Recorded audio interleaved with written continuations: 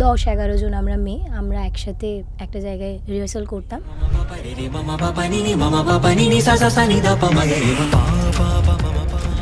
আমি দেখছি দরজাটা খুলছে বন্ধ হচ্ছে, খুলছে বন্ধ হচ্ছে। সবারই একটু একটু মনে হতে থাকলো যে আমরা একজন ছাড়া কেউ তো আছে, এরকম একটা ব্যাপার। তো আমরা না বাড়ি ফিরতাম না, আমরা ওখানেই নাইট স্টে করতাম। মাত্রই 4 ঘন্টা ঘুমিয়ে পরের দিন কাজ। হ্যাঁ, আমার যেন কোনো কারণে মনে হতো কেউ তো শুয়ে আছে, কেউ তো শুয়ে আছে, মানে ফাঁকা তো নেই ডেফিনেটলি। আমি বলতাম না, কারণ আমি ভাবতাম আমাকে নিয়ে হাসাহাসি করবে, আর কত নিজেকে ডাম প্রমাণ করব, থাক বলবো না।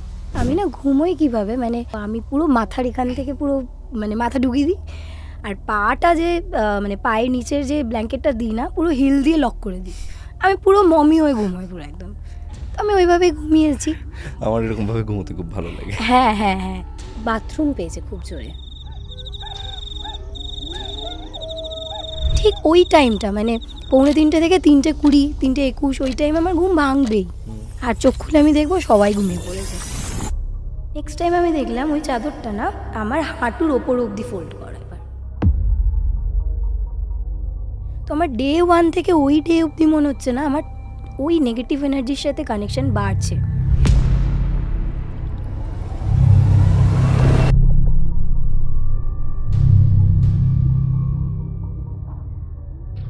আমি চোখ খুলছি কি বন্ধ করে আছি আমি বুঝতে পারছি না দাদা, কিন্তু আমি পুরোটাই কালো দেখছি, আর আমার দম আটকে যাচ্ছে, চোখ মুখ লাল। ওরা যেটা পরের দিন আমাকে বললো, আর আমি শুধুই কেঁদেছি। আর সেদিন থেকে আজকে 3-4 বছর যে কাজ করছি, আমি আর একদিনও ওখানে থাকিনি, আমার সেই সাহসটাই হয়নি। আমাদের আমিষ সিনেমা শুটিংয়ের সময় বেশ কিছু এক্সপিরিয়েন্স হয়েছিল, অবশ্যই ভুতুরে হয়তো নয়, কিন্তু সেই এক্সপিরিয়েন্সগুলো আমরা মনিকার কাছ থেকে নেব। ও যে একজন আর্টিস্ট সেটা প্রমাণ পায় ওর ফিলিংসগুলোকে ওর অভিনয়, ওর কাজের জায়গাতে কাজে লাগাতে পারে। এটাই আমার মনে হয় একজন আর্টিস্টের সব থেকে বড় দক্ষতা হওয়া উচিত। আমার সব থেকে অবাক লাগলো আরেকটা জিনিস ভেবে, যে তুই এত ভীতু একটা মেয়ে, আর তোরই কপালে পড়লো একটা ভৌতিক চরিত্র। কি বলো তো, তুই এত ভয় পেলি, তোরই জীবনের একটা হরর আমরা গল্প আজকে শুনলাম, আর তুই কিনা সেই মেয়েটা যে কিনা ভয় দেখিয়েছিস। একদমই তাই। আশা করছি আপনারা এতক্ষণে আমিষ দেখে নিয়েছেন, এবং আমিষ দেখার পর আপনাদের কেমন লেগেছে সেটা কমেন্ট করে জানিয়েছেন, এবং এই পডকাস্টটিও আপনারা পুরোটা দেখবেন।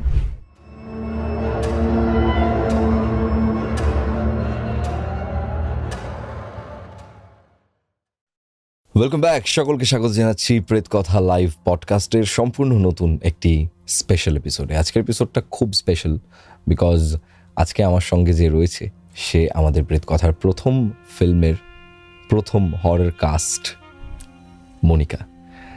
তো আজকে মনিকার সঙ্গে বসেছি, এখানে ম্যাচিং পড়েছি আমরা তার সাথে। সত্যি এটা কি হঠাৎ করে হলো ম্যাচিংটা? বুঝতে হঠাৎ করে ম্যাচিং হয়ে গেছে। আর প্রথম দিন থেকেই মনিকার সঙ্গে আমার যা যা এক্সপিরিয়েন্স হয়েছে আপনারা সেগুলো শুনবেন। আশা করছি আপনারা এতক্ষণে আমিষ দেখে নিয়েছেন, এবং আমিষ দেখার পর আপনাদের কেমন লেগেছে সেটা কমেন্ট করে জানিয়েছেন, এবং এই পডকাস্টটিও আপনারা পুরোটা দেখবেন যারা যারা আমিষ দেখেছেন, কারণ আমিষের পিছনের কিছু গল্প জানতে তো নিশ্চয়ই আপনাদের ইচ্ছা আছে, 1। এবং 2 নম্বর, আজকে ওর কাছ থেকে একটা সত্যিকারের ঘটনাও আমরা শুনবো, ওর নিজের জীবনের পার্সোনাল এক্সপিরিয়েন্স। কারণ প্রেত কথার পডকাস্ট হচ্ছে, সেখানে একটা ভৌতিক ঘটনা না থাকলে কি হয়। সো চলুন আজকে আমরা মনিকার সঙ্গে একটুখানি কথা বলি, এবং কথা বলে আমরা জানি যে মনিকার টোটাল আমিষের এক্সপিরিয়েন্স কীরকম, এবং পিছনের কিছু গল্প, এবং তার পাশাপাশি আমরা জানবো আজকে মনিকার জীবনের প্রথম হরর এক্সপিরিয়েন্স। প্রথম হয়তো না, আমি জানি না অতটা। ওয়েলকাম ব্যাক বলছি কারণ এই বাড়িতে আগেও অনেকবার আসতে হয়েছে কাজের জন্য। কেমন আছিস? ভালো আছি, মানে আমি তো ভাবতেই পারছি না যে এরকম কবে আমিষ হলো, কবে টেলিকাস্ট হয়ে গেল। মানে এটা আমার কাছে মানে একটা অন্যরকম একটা অনুভূতি, কারণ সত্যি এটা আমার প্রথম কাজ। আমি এর আগেও অনেকবার বলেছি যে অভিনয় নামক জিনিসটার সাথে আমি একদমই যুক্ত নই, নাচের সাথেই আমি যুক্ত। আমিষ করে আমার এক্সপিরিয়েন্স মানে আমি মানে প্রচুর এক্সপিরিয়েন্স, মানে কোনটা ছেড়ে কোনটা বলবো। শুধু একটা কথাই বলবো যে ভয়টা হয়তো একটু কেটেছে, কারণ তোমাদেরকে সবাইকে বলেছি যে আমি প্রচণ্ড ভীতু। সেই জায়গায় আমাকে এরকম একটা এইগুলো নিয়ে অনেক গল্প আছে, এই গল্পগুলোতে আমরা আসবো। আগে তোর এক্সপিরিয়েন্সটা শুনবো, তারপরে এই গল্পগুলো আসবো, কারণ আমার অনেক কিছু মনে পড়ে যাচ্ছে। একদম সেই দিনের কথাগুলো মনে পড়ে যাচ্ছে, আমি একদম ওই দিনটায় চলে যাচ্ছি। আমিষ আমার কাছে একটা ঘোর, একটা নেশার মতো। তো ওই ঘোরটার মধ্যে আমি ঢুকে যাচ্ছি। আগে আমি ঘটনাটা শুনে নিই একবার, কোথায় ঘটেছিল তোর সাথে ঘটনাটা? এক্স্যাক্ট নামটা আমি বলতে পারবো না দাদা, তবে আমরা একটা বড় টিম, ধরো 10-11 জন আমরা মেয়ে, আমরা একসাথে একটা জায়গায় রিহার্সাল করতাম। সিনিয়র কোরিওগ্রাফার্সরা যারা ছিলেন তারা আমাদেরকে আর কি রিহার্সাল করাতেন, অ্যান্ড আমরা হয়তো কিছু কিছু জায়গায় অ্যাসিস্ট করতাম। আর এন্ড অফ দ্য ডে আমরা একটা অ্যাপার্টমেন্টে ফিরতাম। শুরুতেই বলে দিয়েছি যে আমি খুব ভীতু, তো আমার কাছে প্রত্যেকটা জিনিসই না মনে হতো আদেও কি এটা সত্যি, না আমি ভয় পাচ্ছি বলে আমি এরকম। কারণ আমি দেখতাম যে কেউই এরকম কিছু মনে করছে না, আমি একাই একটু হয়তো ওভার থিঙ্ক করছি। তো আমাদের রিহার্সাল শুরু হতো সকাল 8টা, যদি খুব নর্মাল টাইমে প্যাক আপ হতো তো 10টা-11টা, খুব লেট নাইট হলে ম্যাক্সিমাম হয়তো 1:30-2টো। মিক্সিং টিক্সিংয়ের জন্য আরও লেট হয় কখনো কখনো, বাট ওটাই আমাদের এন্ড টাইম থাকতো। আমাদের রিহার্সাল শেষ হতো, ডিনার করতাম, ডিরেক্টলি অ্যাপার্টমেন্টে ফিরতাম, গাড়ি দিত, আবার পরের দিন সকালে গাড়ি পিক করতো, রিহার্সাল হলে ছাড়তো, যেরকম এভরিডের একটা ব্যাপার। এবার যেহেতু 2-3 ঘন্টা 4 ঘন্টা আমরা ব্রেক পেতাম, মানে ব্রেক মানে কি ঘুমোনোর সময় পেতাম, ফ্রেশ হওয়ার সময় পেতাম, তো আমরা না বাড়ি ফিরতাম না, আমরা ওখানেই নাইট স্টে করতাম। মাত্রই 4 ঘন্টা ঘুমিয়ে পরের দিন কাজ? হ্যাঁ, মানে আমাদের 8টা থেকে 8টা মানে 12 ঘন্টাই ধরো তুমি, তারপরেও ওটা ওভার টাইম হলে বেশি। হ্যাঁ, ন্যাপও নেওয়া হতো না, আমাদের কোনো পাওয়ার না। এবার স্পেশাল প্রজেক্ট হলে কি হয়, একটু মুখ বুজে করে নিতে হয়, পরে তারপর এবার রেস্ট হোক, অসুবিধা নেই। তো ওই কারণে না আমরা সপ্তাহে 2টো দিন বার করে এই 2টো দিন বাড়ি ফিরবো এরকম প্ল্যানিং করতাম, বাকি 5 দিন ওখানেই থাকার একটা ব্যাপার ছিল। এবার আমি অ্যাপার্টমেন্টের ঘটনাটা শুরু করি। তো অ্যাপার্টমেন্টটা ছিল একটা বিশাল হিউজ জায়গা, নিচে একটা প্লেগ্রাউন্ড টাইপ, একটা সুইমিং পুল, আলাদা আলাদা সব ফ্ল্যাট আছে। আমাদের যে ফ্ল্যাটটায় থাকতে দিয়েছিল সেটা 10th ফ্লোরে আমরা থাকতাম।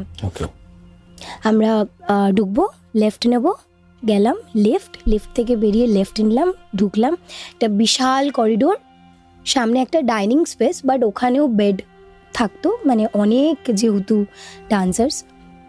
এগোলাম, ওই ডাইনিং স্পেসটার একদম সামনে একটা কমন বাথরুম, অপোজিটে একটা কিচেন বড়।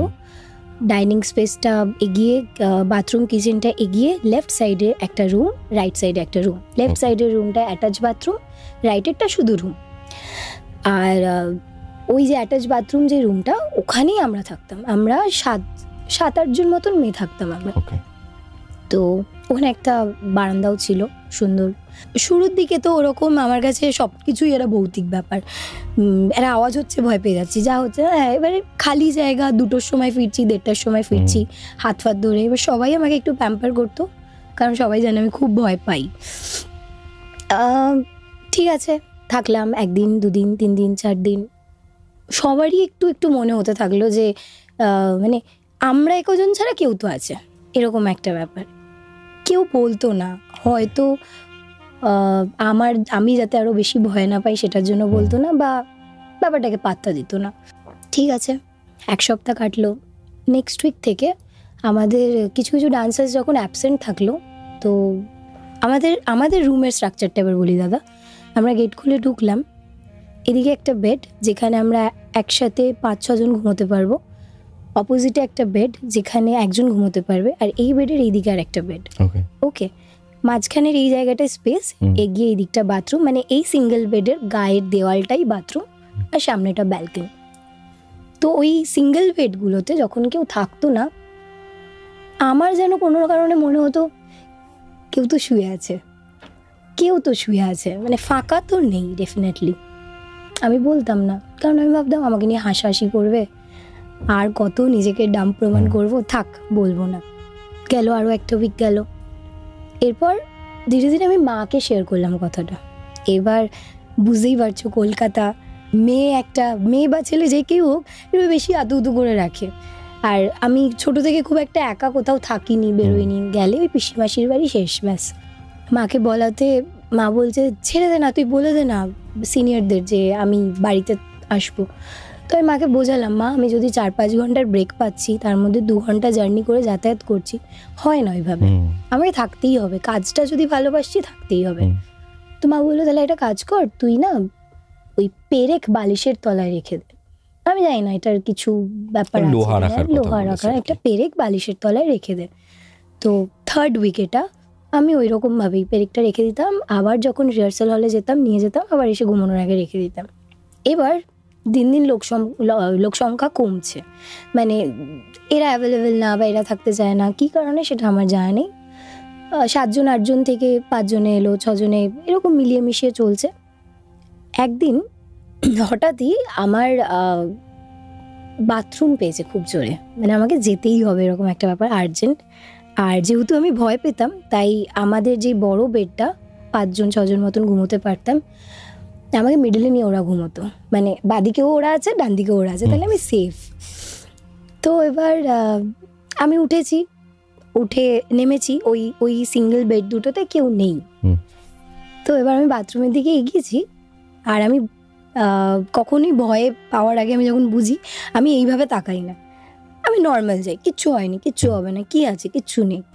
আমি এরকমভাবে গেছি, আর বাথরুমের যেই দরজাটা ওটা একটু খোলাই রাখে, কারণ বাকি লাইট ফাইট সব অফ হলে খুব অন্ধকার লাগে, তাই আমি দেখছি দরজাটা খুলছে বন্ধ হচ্ছে, খুলছে বন্ধ হচ্ছে, খুব তাড়াতাড়ি বা খুব আস্তে, এরকম না, একদম মিডিয়াম একটা রিদিমে। তো আমি প্রথমে ভাবলাম হাওয়াই হবে, কিছু ব্যাপার না। তারপর ভাবলাম থাক, যাবো না। আমি গিয়ে পিছলাম না, মানে পিছনে ঘুরিনি, আমি জাস্ট মানে একদম পিছালাম, মানে আমি কি বলবো, আমি ব্যাক একদম ব্যাকওয়ার্ড এসে আমি বসলাম, বন্ধ হয়ে গেল ওটা, মানে ওটার হলো না। আমি ভাবলাম তাহলে কি আমি গেছি, ওই হাওয়াটা কিছু তো হবে, আরেকবার কি যাবো, আর সাহস পাইনি, শুয়ে পড়েছি। সকালবেলা উঠে আমার ওই পুরো টিমটার মধ্যে সবাই মানে ক্লোজ, কিন্তু তার মধ্যেও চাঁদনি, ত্রিপর্ণা, ওরা আমার খুব ক্লোজ ছিল। তো আমি ওদেরকে বললাম, ছাড়ো না মনিকাদি, বেকার এসব নিয়ে এত মাথা ব্যথা দেখিও না, কারণ যত ভাববে তত আরও ভয় পাবে। তুমি একটা কাজ করো, নেক্সট ডে থেকে যখনই তোমার মনে হবে এরকম যেতে হচ্ছে বা কিছু, তুমি আমাদেরকে ডাকবে, একা যাবে না, ভয় পাচ্ছ যখন। আচ্ছা ঠিক আছে। তাই এরপর এরকম নর্মালি হতে থাকছে যে যখনই আমি কিছু ফোন আসছে বা হোয়াট এভার, আমি উঠবো তো ওদেরকে আমি ডাকবোই। এবার একটা টাইমের পর না আমার খুব খারাপ লাগলো, সবাই টায়ার্ড, মানে সব হাঁ করে ঘুমোচ্ছে, সারাদিন 13-14-15 ঘন্টা রিহার্সাল করে, ডাকি না, ভালো লাগে না। ভালো কথা, এরকম 3 উইকস 4 উইকস এরকম কন্টিনিউ চললো। এরপর 4th বা 5th উইক যেরকম এলো, তো তখন আমার যেটা মনে হলো, আমার না সামহাউ, মানে আমি এক্স্যাক্ট বলতে পারবো 2:45 থেকে 3:20 মধ্যে আমার ঘুম ভাঙবেই। কেন আমি বলছি, ওরা যখন বুঝলো যে মনিকাদি ভয় পাচ্ছে বা ভয় পায় বা কিছু একটা ব্যাপার, বা ওরাও হয়তো ফিল করছে, বলছে না, সবাই আসতো, ফ্রেশ হতো, আমি সবার আগে ফ্রেশ হয়ে যেতাম, সবাই জেগে থাকতে থাকতে আমি ঘুমিয়ে পড়তাম। কারণ তখন আমার ভয়টা লাগছে না যে সবাই ঘুমিয়ে পড়েছে, আমি একাকি করে ঘুমাবো। কিন্তু ঠিক ওই টাইমটা, মানে 2:45 থেকে 3:20, 3:21, ওই টাইম আমার ঘুম ভাঙবেই, আর চোখ খুলে আমি দেখবো সবাই ঘুমিয়ে পড়েছে। তো এরকম দিনের পর দিন কি হলো, আমি ওয়েট করে থাকতাম যে কখন 4:30 5টা বাজবে, আলোটা আসবে, 2 ঘন্টা 1 ঘন্টা ঘুমাবো, ব্যাস, দরকার নেই আমার ঘুমের। এবার না আমার ফেস দেখে সবাই বুঝতে পারছে যে আমি 1 ফুটটা রেস্ট নিচ্ছি না। বাকিরাও তো এত খাটছে আমার মতো, তাহলে আমার মুখটা এরকম কেন? তো আমি ডিসাইড করলাম, ছাড়ো, এত কিছু ভেবে লাভ নেই, যা হবে দেখা যাবে, ঘুমোই, চোখ টিপে পড়ে থাকবো। যেই দিন এবার মেন ঘটনাটা আমার সাথে হয়েছে, মানে মেন ইনসিডেন্টটা হলো, সেদিন আমরা 3 জন ছিলাম, আর বাকিরা কেউ ছিল না। আমি মানে পুরো গুছিয়ে বলছি ব্যাপারটা, আমি না ঘুমোই কিভাবে, মানে যে কোনো সিজন হোক আমার একটা চাদর লাগবেই, আমি ঘুমোতে পারি না একদম। হ্যাঁ, মানে আমার হয় না, ঠিক ঘুম আসে না, এরকম একটা ব্যাপার। তো আমি পুরো মাথার এখান থেকে পুরো মানে মাথা ঢুকিয়ে দিই, আর পাটা যে মানে পায়ের নিচের যে ব্ল্যাঙ্কেটটা দিই না, পুরো হিল দিয়ে লক করে দিই, আমি পুরো মমি হয়ে ঘুমোই পুরো একদম। তো আমি ওইভাবেই ঘুমিয়েছি। আমার এরকম ভাবে ঘুমোতে খুব ভালো লাগে। হ্যাঁ হ্যাঁ হ্যাঁ, আমার ভালো লাগে, মানে ঘুম আসে না নইলে এরকম একটা কোজি ফিলিং হয়। হ্যাঁ, কোনো একটা কারণে হয়তো আমি একদম কর্নারে লেফট সাইডে শুয়েছি, আমার পাশে চাঁদনি, চাঁদনির পাশে ত্রিপর্ণা। ঠিক আছে, আমি পুরো রকম একদম নিজেকে পুরো প্যাকিং করে ঘুমিয়েছি। 2:43 এরকম হবে, 2:43 চোখ খুললাম, আমি দেখলাম সবাই ঘুমিয়ে পড়েছে, যেরকম রোজ হয়। টেনশন হচ্ছে, মোবাইলটা দেখলাম, না আজকে আমি জাগবো না, আমি ঘুমোবই। আমি আবার নিজের মাথা ফাতা বন্ধ করে ঘুমিয়ে পড়েছি, খুব ডিপ ঘুমিয়ে পড়লাম, খুব ডিপ। মানে হয় না, মানে এরকম না যে চোখ বন্ধ করলে, দেখবে চোখ বন্ধ করলে না বোঝা যায়, চোখের আইবলগুলো তুমি ফিল করতে পারবে, লাইট লাইট ব্যাপারটা, ওই সব কিছু হচ্ছে না, আমি ডিপ ঘুমিয়ে পড়েছি। আবার আমার ঘুম ভাঙলো, চোখটা খুলে দেখলাম 2:50, 5 মিনিটের জন্য ডিপ ঘুমিয়েছি আমি। আর যখন উঠলাম, এবার আমি তোমাকে একটা বলছি, ধরো এটা পুরোটা একটা আমার ব্ল্যাঙ্কেট, ঠিক আছে, এটাকে তুমি 4 ভাগে ভাগ করো, পা থেকে অ্যাঙ্কেল অবধি আমার চাদরটা সুন্দর করে ওঠানো, মাথা অবধি পুরো ঠিকঠাক, যেরকম হাওয়া লাগছে বুঝতে পারছি। আচ্ছা, মানে পাটা ওপেন হয়ে গেছে? পাটা ওপেন হয়ে গেছে, আমি শুয়ে রয়েছি, মাথা টাথা সব প্যাকিং করা যেমন ছিল। তুই তো শুস একদম পুরো লক করে, একদম পুরোপুরি লক করে। আর এতটাও আমি জোর দিয়ে বলবো যে আমি যদি পা থেকে চাদর সরাই, তো আমি সেটা ঘুমন্ত অবস্থায় কখনো সরাই না, আমি জেগে সরাই, আমার মনে থাকে। তো আমি ভাবলাম এটা আমি কি করলাম, তাহলে কি খুব টায়ার্ড ওই রকম হয়ে গেছে। ঠিক আছে, আবার আমি লক করে এবার মাথা থেকে ওটা নামিয়ে এত দূর অবধি চাদরটা রেখে আবার আমি ঘুমিয়ে পড়লাম। খুব ডিপ ঘুমালাম, খুব 2:51-52 হয়তো ঘুমিয়েছি। আবার ঘুম থেকে উঠে দেখছি 3:02 বাজে, ঘুম ভেঙে যাচ্ছে, কিন্তু ডিপ ঘুমাচ্ছি, 4-5 মিনিট অন্তর অন্তর ঘুম ভাঙছে। ওকে, নেক্সট টাইম আমি দেখলাম ওই চাদরটা না আমার হাঁটুর ওপর অবধি ফোল্ড করা।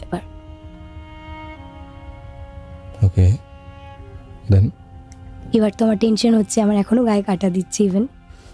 আমি ভাবছি এটা কি হচ্ছে, আমি তো এরকম পাগলামো করি না, তাই সত্যি ভূতফুত কিছু আছে না কি আছে। কারণ আমি যদি ডে 1 থেকে কাউন্ট করি না, আমি সামহাও ফিল করছিলাম যেমন 11-11 আমরা ইউনিভার্সিটির সাথে কানেক্ট করি ব্যাপারটা। রোজ তুমি 11-11 দেখবে, একটা টাইমের পর তোমার দেখে মনে হবে কি, মানে তুমি মনে মনে ভাববে কিছু তো আছে, কানেকশন তো আছে, তাই আমি রোজ দেখছি। তো আমার ডে 1 থেকে ওই ডে অবধি মনে হচ্ছে না আমার ওই নেগেটিভ এনার্জির সাথে কানেকশন বাড়ছে। শুরুতে ভয় পেতাম, তারপর বাথরুমের ওই কেসটা, ঘুম ভেঙে যাওয়া, এটা লাস্ট, মানে এটা একদম চেরি অন টপ এরকম একটা ব্যাপার। তো আমি আবার ওটাকে সুন্দর করে সুস্থভাবে পুরো নামিয়ে, পুরো এবার মাথা চাপা দিয়ে সতে সতে ফোন ঘাটবো না, কিচ্ছু করবো না, ফোন টোন বালিশের তলায় ঢুকিয়ে ঘুম। 3rd টাইম আবার ঘুম খুলেছে আমার, ডিপ ঘুমালাম আবার। তখন ওই কটা 3:13-15 এরকমই হবে, হয়তো হবে। কারণ এরপর যখন আমার ঘুম ভেঙেছে, আমি চোখ খুলছি কি বন্ধ করে আছি আমি বুঝতে পারছি না দাদা। তবে দেখবে তুমি কিছুক্ষণ অবধি যদি একটা ঘর পুরো অন্ধকার করে রাখো, কিছুক্ষণ পর দেখবে একটা আলো থাকবেই, তুমি পুরো অন্ধকার দেখতে পাবে না, ওটা নর্মাল হয়ে যায়। কিন্তু আমি পুরোটাই কালো দেখছি। এবার আমি বুঝতে পারছি না, পুরো ডার্ক, আমি বুঝতে পারছি না যে আমি চোখটা খুলে না চোখটা বন্ধ করে, আর আমার দম আটকে যাচ্ছে, আমি পারছি না। আমি বাঁ দিকে হাত দিচ্ছি, তখন তো দেওয়াল, কারণ আমি একদম দেওয়াল ঘেঁষে শুয়েছিলাম যাতে আমার পাশে এসে কেউ না শোয়, ওই ওই ব্যাপারটা মাথায় চলছে। ডান দিকে যে আমি চাঁদনিকে ডাকবো, আমি ওকে খুঁজে পাচ্ছি না, কিছুতেই খুঁজে পাচ্ছি না। খুব নড়াচড়া করে মুখ থেকে কথা বেরোচ্ছে না। আমি অনেক দূর অব্দি হাত দিয়ে যেই মুহূর্তে আমার চাঁদনির গায়ে হাত ঠেকলো, সেই মুহূর্তে আমি চাঁদনিকে লিটারালি চিৎকার করে ডাকছি, চাঁদনি আমাকে বাঁচা, আমি মরে যাব, আমাকে বাঁচা। চাঁদনি ত্রিপর্ণা লাইট ফাইট জ্বালানো ছেড়ে টর্চ ফর্চ জ্বালিয়ে শত শত দেখছে আমার গলার এখান দিয়ে পুরো চাদরটা গিট মারা, পুরোটাই গিটটা বাঁধা, আর খুব প্রমিনেন্ট ভাবে বাঁধা। ওরা ভাবছে আমি এইভাবে খুলবো। মনিকাতে তুমি শান্ত হও, আমি তো চটপট করছি, শুয়ে শুয়ে বসে বসে কি যে করছি। আমাকে চাঁদনি ধরতে ধরতে ত্রিপর্ণা লাইট জ্বালিয়েছে, কোনোভাবে টেনে টুনে চুল ফুল বিগড়ে গিয়ে খুলে আমি পুরো স্টপ কিছুক্ষণের জন্য। আমি কোনো কথা বলতে পারছি না, ওরা কেউ কথা বলছে না। আমি চাঁদনির দিকে ঘুরে তাকালাম, চোখ মুখ লাল, ওরা যেটা পরের দিন আমাকে বলল। আর আমি শুধুই কেঁদেছি, মানে আমি কিছু বলতে পারছি না, আমি শুধুই কাঁদছি। ওরা আমাকে কেউ জিজ্ঞাসা করেনি যে কি হয়েছে, কেন কাঁদছো, কারণ ওরা বুঝতে পারছে এটা তো ডেফিনেটলি বন্ধুরা কি আর কি মারবে আমার সাথে, অকাতরে ঘুমোচ্ছে ওরা, এই আর কিটা মারবে না কোনোদিন স্টার যাই করুক না কেন। আমি কিচ্ছু বলিনি। এবার রোজ আমি সিনিয়রদেরকে গিয়ে কথাগুলো বলতাম, ওরা কথাটা কি হ্যাঁ এই ওই সেই, ওরা পাত্তা দিত না এমন নয়, যাতে আমি আরও ভয় না পাই সেই জন্য জিনিসটা বলতো না। পরে আমি আরও অনেক ঘটনা শুনেছি ওটার ব্যাপারে, আমি ছোটোর উপরে বলতে পারি সেটা। তো সেই দিনকে গিয়ে আমি ডিসাইড করলাম যে আমি আর থাকবো না। আর সেদিন থেকে আজকে 3-4 বছর যে কাজ করছি, আমি আর একদিনও ওখানে থাকিনি, আমার সেই সাহসটাই হয়নি। এবার আমার কথা তো কেউ বিশ্বাস করবে না, হতেই পারে আমি বানিয়ে বলছি, মিথ্যে বলছি, অভিনয় করছি, হতেই পারে না। চাঁদনি ত্রিপর্ণা বলছে যে দাদা আমরা কখনো এই ব্যাপারটা নিয়ে মনিকাদির সামনে আলোচনা করিনি, আমরা আড়ালে তোমাকে বলেছি যে মনিকাদি ভয় পায়, আমরা আড়ালে তোমাকে বলেছি আমরাও ভয় পাই, এটা আমরা কোনোদিন মনিকাদিকে জানতে দিইনি, তাহলে ওই ভয় লেভেলটা আরও আপ হয়ে যাবে। কিন্তু কালকে মনিকাদির যে ফেসটা আমরা দেখেছি, ওটা ন্যাচারাল না, ওটা একদমই মানে নর্মাল না ওই ব্যাপারটা। মানে মনিকাদি যে চোখ থেকে মানে মনে হচ্ছে চোখ ফেটে রক্ত বেরোবে, এত লাল হয়ে গেছে, ভয়ে কাঁপছে, ঘামছে, এসি চলছে তারপরেও। তো প্লিজ কিছু করো। তো স্বাভাবিকভাবে ওরা আর কি করবে, মেন যারা থাকতে দিয়েছে বা কিছু, তো তাদের হাতেই সব কিছু, তো ব্যাপারটা তো চাপা পড়েই যায় যে আমি থাকিনি। তবে তারপরে যখন আমি তো নিজের মতন বাড়ি ফিরতাম, যত কষ্টই হোক আমি গাড়িতেই ঘুমোতাম, গাড়িতে ঘুমোতে ঘুমোতে আসতাম সকালে। আমি এরকম প্রচুর শুনেছি যে বাকি যারা থাকে কারোর ব্যাগে যদি আমিষ থাকে, আমিষটা বলতে বেশ ভালো লাগছে, আমিষ থাকে, সেই ব্যাগ ওরা রিহার্সাল হল থেকে ফিরে দেখে পুরো অগোছালো পড়ে রয়েছে, মানে সব নিচে ব্যাগ ফ্যাগ ছুঁড়ে, কেউ থাকবে না, চাবি আমাদের কাছে, তাহলে কে করবে ওইসব, তাই না? প্লাস যে সিনিয়র দাদার কথা আমি বলছি, তারা যখন একটা টাইমে আই থিঙ্ক 2020-তে ওই লকডাউনের পরে যখন সব কিছু নর্মাল হলো, কাজ টাজ সব শুরু হলো, তারাও এরকম প্রচুর কিছু দেখেছে। মানে ওই যে ডাইনিং স্পেসটার কথা বললাম, ওখানে না বড় একটা উইন্ডো, মানে যেটা তোমার স্লাইডিং করা যায়, বারান্দা, বহুবার দেখেছে মানে একজন মায়ের বয়সী একজন মেয়ের বয়সী বসে রয়েছে, দেখেছে, হাতের ছাপ দেখেছে, মানে দেখেছে লিটারালি, এরকম ফিল করেছে যে 10th-এর ওপরে তো আর কিছু নেই, যে ছাদে ঘুঙুর পরে কেউ এদিক দৌড়াচ্ছে এদিক দৌড়াচ্ছে, একটাই ঘুঙুরের সাউন্ড, মানে অনেকে দৌড়াচ্ছে এমন নয়, কিন্তু খুব পাওয়ারফুল, খুব পাওয়ারফুল। ওরা ব্যাপারটাকে মা তারা, মা কালী বলে চালিয়ে দিয়েছে, কিন্তু এই ব্যাপারগুলো যখন হয়েছে তখন ওরাও সামহাও ফিল করেছে যে এটা পজিটিভ না নেগেটিভ এনার্জি। তো ওই সব শোনার পর তো আর কোনো চান্সই নেই। তো আমার জীবনে একটাই এক্সপিরিয়েন্স, খুব বাজে এক্সপিরিয়েন্স, আমি কোনোদিন করতেও চাই না, ওয়ার্স্ট এক্সপিরিয়েন্স। আমি এই বছরটায় আমি অনেক ভালো ভালো ঘটনা শুনছি প্রেত কথা লাইভ পডকাস্টে, বাট এই ঘটনাটা কি বলবো, আমি এক্সপেক্টই করতে পারিনি এরকম একটা ঘটনা শুনবো। আমি মনিকাকে কালকে বললাম যে তুই আয় তাহলে আমরা একটু পডকাস্টটা করে এরকম শ্যুট করি, একটু আমিষ নিয়ে কথা বলি। আমি বললাম যে আরেকটা না, তোর জীবনে ঘটে যাওয়া কোনো ঘটনা নিয়ে আসিস, এই ঘটনাটা যে এতটা ভয়ানক হবে সেটা আমি এক্সপেক্ট করিনি। আর ও খুব ভালো স্টোরি টেলার, এটা আমি ফার্স্ট টাইম রিয়েলাইজ করলাম। খুব ভালো তুই গল্প বলতে পারিস, আর এটা একটা বিশাল বড় মানে গুণ। মানে আমি চাইবো তুই আবারও আয় আমাদের পডকাস্টে এবং এসে খুব ভালো লাগবে আসলে। নাও আমি ঘটনাটার ঘোরটার থেকে বেরোতে পারছি না অ্যাকচুয়ালি।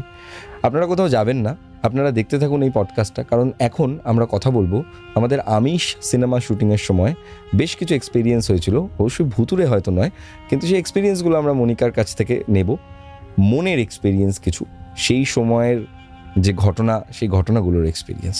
ফার্স্ট আমি শুরু করি যে কেমন লেগেছে আমিষ দেখে। নিজেকে তো চিনতে পারিনি দাদা, এর ফর শিওর। অডিয়েন্সরা জানে কি রূপে দেখেছে আমাকে, বাবা মাও চিনতে পারিনি, বাবা বলছে এটা তুই, এরকম ব্যাপার। আর অ্যাকচুয়ালি আমাকে সত্যি, তুই আসলে কে, তুই কি করিস? আমি বেসিক্যালি একটি বাচ্চা মেয়ে, যেটা আমি নই দাদা, আই এম সো সরি। আমি একটা বাচ্চা মেয়ে যে কিনা দাদু দিদার সাথেই থেকেছে। ওকে, তুই আমিষের কথা বলছিস, আমি তো তোকে রিয়েলি জানতে চাইছি। কারণ আমি চাই যে অডিয়েন্সও জানুক যে তোর পরিচয়টা কি। আচ্ছা, প্রথমত আমি Monika welcome Pal. Monika. Thank you. আমি কুমোরটুলিতে থাকি। আমার ফুল ফ্যামিলি মৃৎশিল্পী, ওকে, কিন্তু আমি নৃত্যশিল্পী। ওকে। 23 বা 24 বছর হলো আমি নাচের সাথে যুক্ত। তো ডেফিনেটলি তুই একটা বাচ্চা নয়। না, একদমই না। 23-24 বছর হলো আমি নাচের সাথে যুক্ত।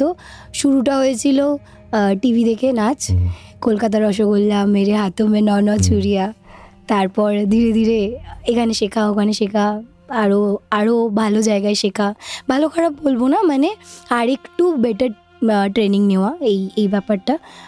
বাবা মার যেই সাপোর্টটা আমি জীবনে পেয়েছি, আমি এর আগেও তোমায় বলেছি দাদা, মানে থ্রু আউট আমার বাবা মা আমার নাচের যে এত বড় সাপোর্টার, শুধুমাত্র সেই জন্যেই হয়তো আমি এখন এখানে বসে আমি বলবো বাবা মার প্রচুর support। একদম। আর আমি যারা আমাকে আমার সারাউন্ডিং যারা আমাকে চেনে তারা প্রত্যেকে জানে আমি 99% পোস্টে বাবা মার ক্রেডিট দিই, কারণ আমি মনে করি যে তারা ছাড়া কেউ আমাকে সাপোর্ট করেনি। সাপোর্ট করেছে যখন একটা জায়গায় পৌঁছে গেছি তারপরে। ইয়েস, আমি এটা রিলেট করতে পারি অনেকটা। আর বাবা মা এমন একটা সাপোর্ট করে যে সাপোর্টটার কোনো বিকল্প হয় না, ওটার কেউ করতে পারে না। আমি খুব প্রাউড ফিল করি, কারণ নাচ মেয়ে এই ব্যাপারটা না জেল করে না অনেকের কাছে, যেটা আমার ফ্যামিলিতেও হয়েছিল, আমি মিথ্যে বলবো না। আর সেটা আমি তো খুব মুফার্ড, আমি সবার সামনেই বলি আমার লুকোচুরি পছন্দ নয়, কিন্তু বাবা মার জন্য আমি টিকেছিলাম। মানে আমার বাবা একটা টাইম অবধি, যদি কেউ জিজ্ঞাসা করছে যে মেয়ে কোন ক্লাসে পড়ে, বলতে পারছে না, কিন্তু আমার বাবা জানে যে জিমন্যাস্টিকের কী কী স্টেপস আমি জানি, মানে এইরকম ডেডিকেশন। জিমন্যাস্টিক্সের জন্য তোর আমিষে আসা। আমরা যখন প্রথম আমিষের জন্য সিলেক্ট করছি, আমি, অরুণাভদা, প্রিয়াঙ্কা, আমরা সবাই বসে সিলেক্ট করছি যে আমাদের সিনেমার কাস্ট কারা কারা হবে। তো সেই কাস্ট কারা হবে এটা সিলেক্ট করতে গিয়ে আমরা তো সমস্ত কিছুই মোটামুটি পেয়ে যাচ্ছি, অডিশন নিচ্ছি। সেই সময় আমরা সবার প্রথম মাথায় প্রশ্ন হলো যে ওই যে বাচ্চা মেয়েটা শ্যামলী যাকে আপনারা দেখেছেন, ওই বাচ্চা মেয়েটা কে হবে? কারণ ওই বাচ্চা মেয়েটা শ্যামলী যে বাচ্চা মেয়ে হবে, তাকে তো পরে গিয়ে ভূতের চরিত্রে অভিনয় করতে হবে। আর ভূতের চরিত্রে অভিনয় করতে হলে সেই সিনটা যেখানে কিনা ওপর থেকে পড়ছে শ্যামলী, আর বেশি বলবো না, স্পয়লার হয়ে যাবে তাদের জন্য যারা দেখেনি। এক্স্যাক্টলি। শ্যামলীর ওখানে একটা ক্রলিং আছে, সেই ক্রলিংটা কি করে হবে ওই যদি খুব বাচ্চা মেয়ে আমরা নিয়ে। তো তখন আমরা খুঁজছি যে এমন একজন যাকে দেখে মনে হবে বাচ্চা, যাকে আমরা মেকআপেও বাচ্চা দেখাতে পারবো, কিন্তু আসলে সে বাচ্চা নয়, এবং তাকে জিমন্যাস্টিক্স জানতে হবে। তো তখন তোর সঙ্গে প্রিয়াঙ্কা কন্ট্যাক্ট করলো। তারপরের গল্পটা বল। প্রিয়াঙ্কা দি থ্রু সুবীর আমার সাথে কন্ট্যাক্ট করেছে। সুবীর, সৌনভ, তোমরা জানো, ওরা আমার মেন্টর প্লাস বন্ধু। মানে ওদের তো ওদের সবার কিন্তু মোটামুটি আমাদের এখানে আমরা সবাই একটা আড্ডা মারি, রাইট। তো মানে ওদের মানে আমার প্রতি যেই হেল্প বলবো না, মানে ভালোবাসাটা না, মানে আমার প্রতি না, আমাদের পুরো টিমের এক একজনের প্রতি, সবাই সবাইকে এগিয়ে দিই। যদি সেটা ভালো কাজ হয়, খারাপ কাজ হলে সে তো মুখই কাফি, শুনতে বাধ্য, আমরাই ফ্যামিলি মেম্বার, এরকম একটা ব্যাপার।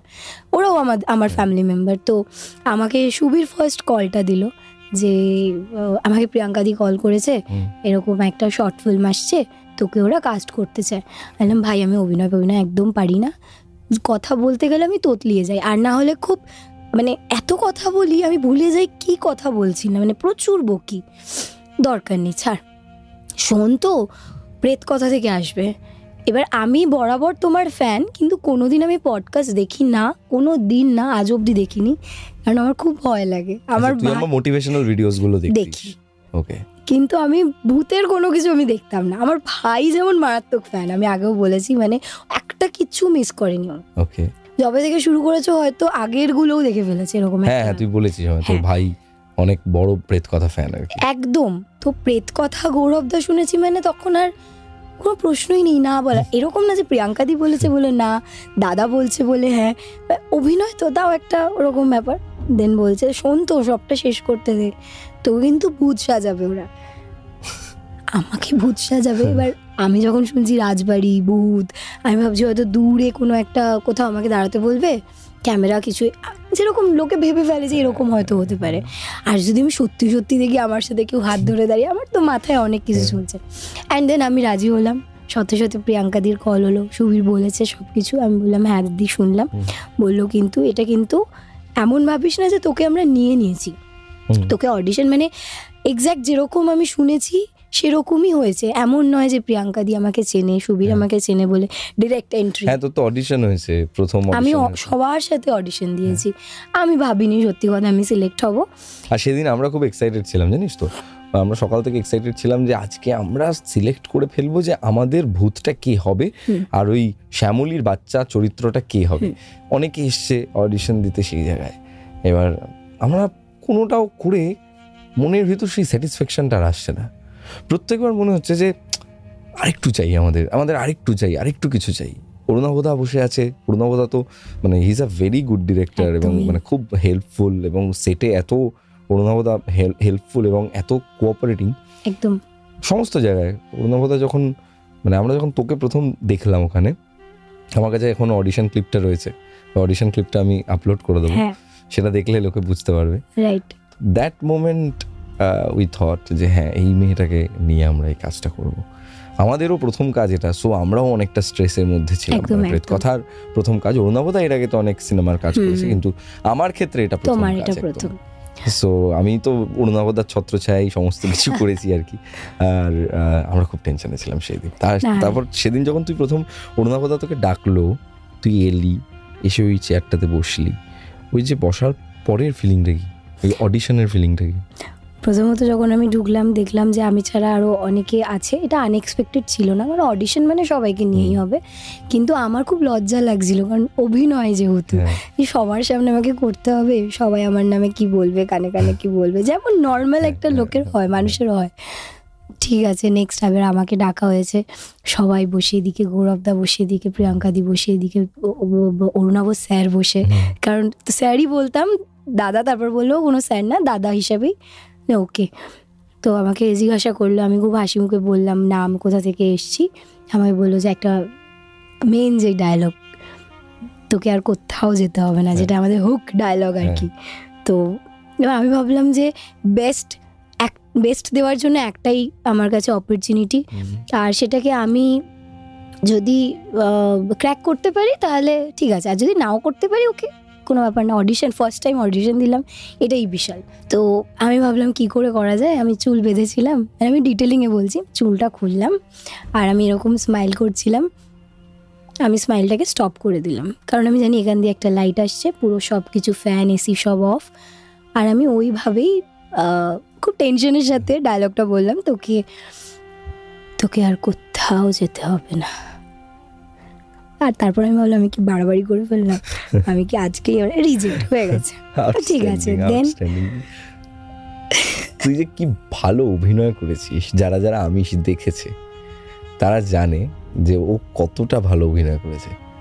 ছোট্ট একটা সময় এত সুন্দর ইমোশনসকে নিয়ে খেলেছে, মানে আমাদের কাজ বলে বলছি না, আমরা সবাই গোটা এন্টায়ার সেটটা তোর ফ্যান হয়ে গেছিল সেই দিন, যেদিন তুই অভিনয় করছিলি। বিশেষ করে সেকেন্ড দিন, যেদিন তোর নর্মাল পার্টটা ছিল, আমরা যখন এডিটের পর ওটা দেখেছি, ও মাই গড, ওটার ফিলিং সম্পূর্ণ আলাদা। তুই যে কান্নার তোর যে পার্টটা ছিল, তুই কিভাবে এতগুলো টেক যখন নেওয়া হলো, তুই প্রত্যেকবার কাঁদলি কি করে? হ্যাঁ, এইটার পেছনে একটা স্টোরি আছে। আমাকে আমাদের যিনি মেকআপ আর্টিস্ট, ওই দাদা সবসময় আমার পেছনে ছিল, হারুদা, লেন্সের জন্য। সেই দিনকে ছিল গ্লিসারিনের জন্য। কেন তোমার কান্নার সিন আছে? কি সিন আছে, তুমি কেন এরকম ভাবে বলছো? আমি ঠিক কেঁদে নেবো। বলছে তুমি কাঁদতে পারবে না বলছি, তুমি নাও গ্লিসারিন নাও। আমি বললাম যে আচ্ছা ঠিক আছে, তুমি চলো, দেখা যাবে, যা হবে হবে। আমার না ভেতরে একটা জিনিস কাজ করে, আগে সেটা ছিল ঠাকুমা, সেটা দিদাতে কনভার্ট হয়েছে। মানে আমাকে যদি এখনও তুমি একটা স্টোরি দিয়ে দাও আর তুমি বলো সেটাকে আমাকে একটু কেঁদে বলতে হবে, তো আমি হয়তো ওই দিদার কথাটা মাথায় নেব। আমি মাথায়, মানে কারণ আমার দিদা একটা টাইমে মানে ক্যান্সারে অনেকটা কষ্ট পেয়েছেন। তো হ্যাঁ, ঠাকুমারও খুবই ক্লোজ ছিলাম, ঠাকুমাকে একদম নিজের বেবির মতন লাস্ট 6-7 মান্থস আই থিঙ্ক আমি আর আমার বোন মিলে একদম স্কুল টুল সব অফ, সারাক্ষণ ঠাকুমার কাছে। আর আমাদের মধ্যে ওরম ব্যাপার ছিল না যে ক্যান্সার পেশেন্ট পাশে শোবো না, এই করবো না, আর খুব নর্মাল। তো ওই ব্যাপারটা যখনই মাথায় রিমাইন্ড করি না, আমাকে কিছু ভাবতে হয় না, আমি নর্মালি কেঁদে ফেলি। আর আমার ডায়লগটা খুব ক্যাচি ছিল, মানে আমি যদি আমাকে আমার মায়ের জায়গায় বসাই,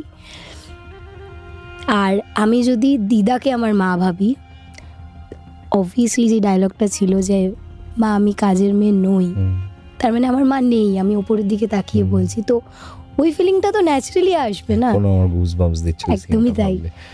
আপনারা যারা দেখেছেন তারা প্লিজ কমেন্ট করে জানাবেন, এবং মানে মনিকার ফিউচারের জন্য আরো বেশি বেশি করে কমেন্ট করবেন, যাতে মনিকাকে আমরা আরো বহুবার বহু প্রোডাকশনে বহু ডিরেক্টরদের সঙ্গে বহু আর্টিস্টদের সঙ্গে আমরা যেন স্ক্রিনে দেখতে পাই। এবং মনিকা এত ভালো একজন আর্টিস্ট, ও যেমন ভালো ডান্স করে, ওর ইনস্টাগ্রাম প্রোফাইলটা যদি আপনারা ঘোরেন, তাহলে তোর ইনস্টাগ্রামের কি নাম আছে? মনিকা ফিউশনিস্ট।